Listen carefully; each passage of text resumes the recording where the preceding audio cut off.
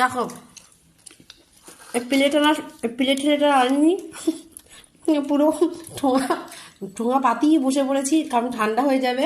দেখো রুটিটা চিচ্ছে কেমন, দেখো। এই রুটি কিন্তু ভালো লাগে আমার, আমি কিন্তু খাবো। খাও মিষ্টি, খাও মিষ্টি খেয়ে মোটা হও বাবা। এত বড় বড় মিষ্টি আমি খেতে পারবো না। এই দেখো কুলি পিঠে, কুলি পিঠেও নিয়ে এসে কিনে। আমার অবশ্য অকমার ঢেকি আমরা রান্না করতে পারি না, দুজনের একজনও না। ও অবশ্য অনেক কিছু রান্না করে আমাকে খাওয়ায়, কিন্তু আমি সব পিঠে টিঠে করতে পারি না। তাই দোকান থেকে নিয়ে এসে দেখো পিঠে, কুলি পিঠে।